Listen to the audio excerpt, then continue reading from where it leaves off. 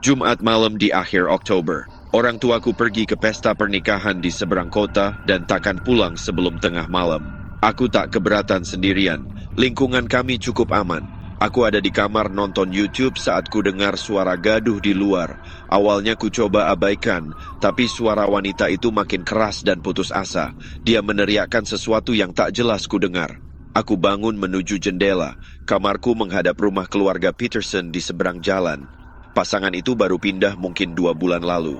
Si pria, Liam, tinggi, usia pertengahan 30-an, dan selalu pakai baju olahraga. Istrinya, Pierre, 10 tahun lebih muda dan ramah. Aku pernah melihatnya ramah pada orang yang lewat. Jendela dapur mereka persis di depan jendelaku. Lampu menyala jadi semua terlihat jelas.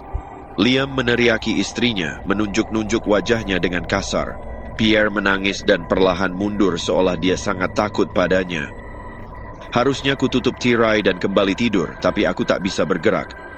Liam mencekik leher Pierre dan menamparnya. Dia jatuh keras, menghantam lantai dengan bunyi yang yakin ku dengar lewat kaca. Tapi dia belum selesai. Dia mengambil pisau dapur besar dari meja, lalu berlutut di sampingnya. Istrinya mengangkat kedua tangannya ke atas sambil menjerit ketakutan. Dia hunjamkan pisaunya. Sekali, 2 kali, lagi. Aku lupa hitungannya. Dia usap wajahnya yang kini berlumur darah, pasti darah istrinya. Beberapa detik, aku berdiri ketakutan, tak mampu bergerak.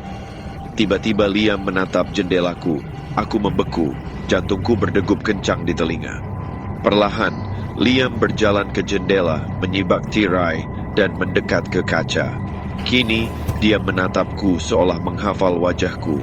Aku menunduk, tanganku gemetar hebat hingga sulit ambil ponsel. Saat kulihat lagi, lampu dapur mereka mati. Seluruh rumah gelap gulita. Aku menelepon 911. operator menjawab dan ku beritahu apa yang kulihat. Dia minta aku tenang, lalu menanyakan alamatku. Di tengah-tengah itu, aku mendengar suara langkah kaki di kerikil datang dari samping rumahku, tepat di dekat pintu belakang. Aku berbisik dengan panik, dia ada di luar rumahku sekarang. Dia bilang jangan tutup telepon, polisi sedang menuju ke sana. Tapi langkah itu mendekat. Tiba-tiba, gagang pintu belakang diguncang. Kulihat kau, nak. Aku tahu kau juga lihat aku. Aku mematung di lantai kamar, ponsel menempel di telinga. Pembunuh itu kini di pintuku. Aku sudah panggil polisi. Mereka sedang ke sini. Dia tertawa, tapi mereka belum sampai. Dia mulai menendang pintu dan seluruh kusen bergetar. Kayunya mulai retak. Buka pintunya, Evan. Ayo kita bicarakan. Aku tahu apa yang kulihat. Tendangan itu berhenti. Bukan, yang kau lihat itu cuma lelucon. Kami sedang syuting. Pewaris itu baik-baik saja. Buka pintunya, akan kubawa kau padanya. Kau bohong. Buka pintunya. Tendangan mulai lagi, lebih keras. Dia menubrukkan badannya ke pintu. Aku merangkak ke lemari dan menyelip di balik mantel musim dingin.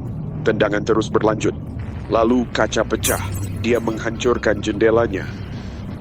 Terdengar sepatu bot beratnya di lantai dapur. Dia masuk. Langkahnya pelan, memeriksa ruangan. Kugigit lengan baju agar tak bersuara. Sekujur tubuhku gemetar. Air mata mengalir di wajahku. Tepat saat langkahnya berhenti di depan lemari, terdengar mobil polisi datang. Dia diam beberapa detik, mungkin berpikir mau membunuhku atau kabur. Syukurlah dia memilih kabur. Pintu belakang terbanting. Aku tahu Liam sudah pergi. Terdengar polisi berteriak menyuruh mengejar seseorang. Beberapa menit kemudian, aku keluar dari lemari dan lari ke pintu. 2 polisi memeriksa ruang tamu. Kuceritakan semuanya. Polisi menunjukkan pintu yang rusak, jendela pecah dengan darah di kaca tempat dia terluka saat masuk. Lalu kami ke rumahnya. Gelap. Polisi menyuruhku menunggu saat mereka masuk. Cahaya senter menembus kegelapan. Seorang polisi melarangku mendekat, tapi aku sudah bisa melihat dari jendela. Tubuh Pierre terbaring kaku di atas lantai dapur. Matanya terbuka lebar. Darahnya ada di mana-mana, di dinding, dan menggenang di lantai. Polisi menanyakan semuanya. Seperti apa rupanya? Apa yang dia pakai? Kuceritakan yang kuingat. Mereka memotret, mereka mengumpulkan bukti, dan memanggil unit lain. Seorang detektif memberitahuku sang suami mengira istrinya selingkuh. Tetangga lain bilang Liam sudah paranoid berminggu-minggu. Mereka sering dengar dia bertengkar dengan istrinya. Kau satu-satunya saksi kami. kata detektif itu. Sampai dia tertangkap, berhati-hatilah, jangan pergi sendirian. Kunci terus pintumu. Orang tuaku pulang jam 1, melihat banyak mobil polisi, dan aku di ambulans berselimut. Ibu menangis. Ayah terus bertanya apa aku terluka. Itu 3 minggu yang lalu. Liam masih buron. Polisi mencarinya di mana-mana. Dia menghilang malam itu, kini dia di luar sana, tahu wajahku, tahu tempat tinggalku. Kami mengganti kunci pintu. Ayah memasang sistem keamanan. Aku tak boleh sendirian di rumah. Ibu tidur di kamarku karena tiap malam aku terbangun, mengira mendengar langkah kaki. Mengira aku mendengar suara ketukan. Terkadang saat aku berbaring di tempat tidur, aku mendengarnya. Tuk, tuk, tuk. Hanya angin atau suara rumah, tapi jantungku serasa berhenti setiap kali. Para detektif bilang mereka melakukan segalanya, bahwa ini hanya masalah waktu. Tapi waktu berarti dia masih ada di luar sana. Waktu berarti tiap malam aku bertanya-tanya apa malam ini dia kembali. Waktu berarti hanya aku yang melihat kejadiannya, satu-satunya yang bisa mengenalinya, dan selama aku masih hidup, dia tidak akan pernah merasa aman, dan itu berarti aku pun juga tidak akan aman.